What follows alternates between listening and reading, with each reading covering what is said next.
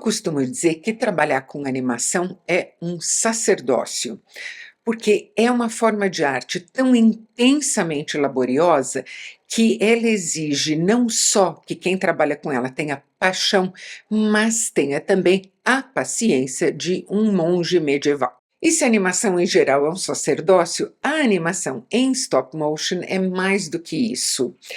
É o trabalho de um santo. Como o Guilherme Del Toro é mesmo um fofo, eu não tenho a menor dificuldade em incluir ele nessa categoria de pessoas. Olha, ele passou 10 anos com o Pinóquio dele, que acaba de estrear na Netflix, totalmente planejado, com storyboard todo decupado, o roteiro, demonstrações práticas de como os personagens seriam animados, como os cenários seriam feitos, batendo à porta de estúdio em estúdio, esperando que alguém aprovasse essa paixão da vida dele. Mas para os estúdios de animação, o stop motion não é compensador, justamente porque o trabalho que ele exige é tão insano, é tão longo, é tão difícil, que os dividendos não compensam. Felizmente, ele conseguiu que a Netflix aprovasse o projeto dele e conseguiu tirá-lo do papel também, o que não é pouca coisa. O resultado é uma obra-prima do stop motion. E é também um Pinóquio que não é mais uma história infantil propriamente. É uma narrativa muito adulta, muito madura, sobre um dos contos que eu acho mais cruéis de todo o cânone das histórias de fadas, dos contos infantis e das fábulas. É cruel porque trata da rejeição de uma criança por não ser aquilo que o pai dela espera, por não ser a criança certa, por não ser o que ele tinha sonhado, e eu não posso imaginar desvantagem maior para começar a vida do que essa, ser descartado. E neste Pinóquio aqui, o Guilherme Del Toro volta às origens do conto do Carlo Collodi. Faz algumas alterações nele, das quais eu vou tratar mais adiante, mas esse cerne da rejeição da criança que não é amada, que não é querida, que não é desejada, isso está lá na íntegra. E é uma narrativa muito mais madura também, a partir do próprio desenho deste Pinóquio. Aqui a gente não tem mais aquele boneco que é quase um menino mesmo, como era no desenho clássico da Disney de 1940, ou do Pinóquio também deste ano com o Tom Hanks, que está na Disney Plus e foi dirigido pelo Robert Zemeckis. Mas aqui a gente está em outro patamar, em outra categoria muito diferente de realização. O Guilherme Del Toro, primeiro, é um cineasta que, por excelência, compreende a beleza daquilo que os outros consideram monstruoso, aberrante ou inaceitável. Todos os filmes dele se detêm sobre esse tema, todos. E, segundo, Pinóquio é muito importante pessoalmente na vida dele. Ele diz que ele foi um menino muito introvertido, que nunca conseguiu se colocar em meio às outras crianças, nunca sentiu que fazia parte de grupo nenhum, e o Pinóquio para ele era um objeto de identificação. Foi quase um avatar para ele. E a mãe dele, em quem ele era muito ligado, deu para ele vários bonecos de Pinóquio ao longo da vida.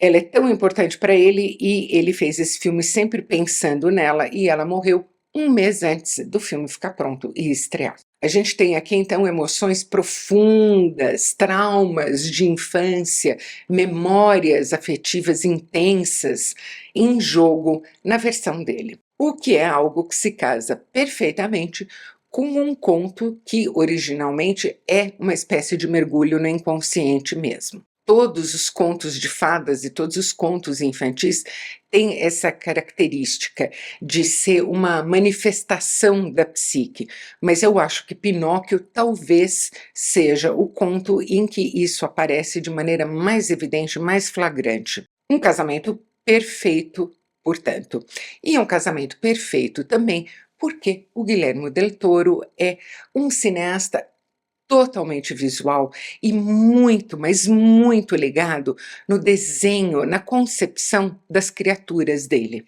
Ele é um sujeito que constrói mundos de fato de dentro para fora. Esses mundos irrompem de dentro dele. Não vejo melhor exemplo do que isso, do que o filme que eu considero obra-prima da carreira dele, que é O Labirinto do Fauno. Mas esse aqui vai ficar para a história também. Olha, tem trabalhos em stop motion recentes que são não só divinos e perfeitos, como profundamente comoventes. A stop motion me toca de maneiras que a animação digital nunca vai poder me tocar, porque eu vejo o trabalho que está sendo colocado nela. Esse é um dos encantos dela, a gente vê imaginando o como fazer. Um trabalho recente que, para mim, é um dos meus favoritos da vida, já citei ele em outras ocasiões, é Kubo e as Cordas Mágicas. Muito caracteristicamente, saiu de um estúdio, na verdade, de um ateliê de animação muito pequeno e muito interessante, que é a Laika. E esse aqui saiu todo da imaginação, da persistência, da obstinação, da obsessão, no Guilherme Del Toro. Para vocês terem uma ideia, ele trabalhou aqui com 60 palcos de som simultaneamente. Palco de som, ou soundstage, é como a gente chama o set de filmagem, o lugar em que uma cena é filmada num estúdio. A razão disso, cada set rendia, depois de um dia inteiro de trabalho nele, com sorte, uns 2, 3 segundos de filme. Se ele fosse trabalhar só com 1 ou 2 ou meia dúzia, esse filme aqui teria saído lá por 2040. Como isso não atendia aos interesses dele nem da Netflix, obviamente, ele optou por trabalhar com 60 equipes, 60 câmeras, 60 sets, todos os dias, ao mesmo tempo. É um trabalho de coordenação monstruoso o que ele fez.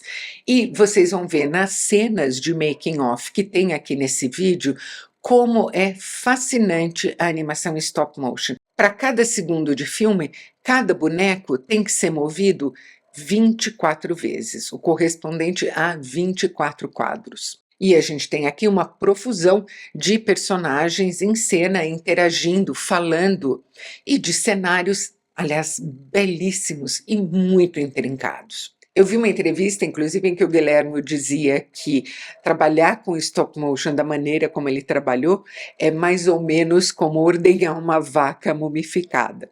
Sai uma gota a cada dia. E é isso mesmo. A pessoa tem que estar consumida pela necessidade de se expressar nesse meio para chegar ao fim do trabalho nele. Aqui, como sempre, o Gepeto é o velho artesão em madeira que perdeu um filho pequeno.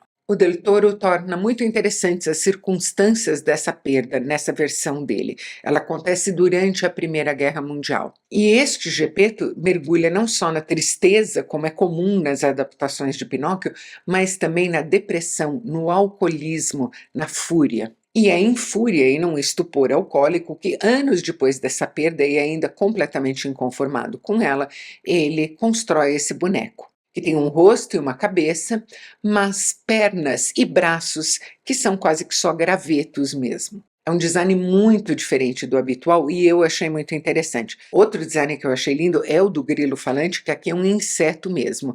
Não tem aquela qualidade antropomórfica com que o grilo é normalmente representado. Olha, tudo aqui é diferente. A fada azul não é uma fada, é uma criatura que tem uma gêmea que é uma esfinge e aquele macaquinho que é cruelmente explorado no circo do Volpe, para o qual ele também é sequestrado. E o Del Toro escolhe trabalhar não só esse tema muito doloroso da criança que não é aceita, o Gepeto diz para ele a certa altura que ele é um fardo na vida dele, como ele trabalha também no vilarejo em que o Gepeto mora, o tema da aversão a tudo que é diferente, do medo que se transforma logo em ódio e perseguição. Combina isso a um outro tema que é muito atual, porque este Pinóquio aqui dele nasce durante a ditadura do Mussolini na Itália. E, como se não bastasse, ele ainda mergulha no tema da mortalidade.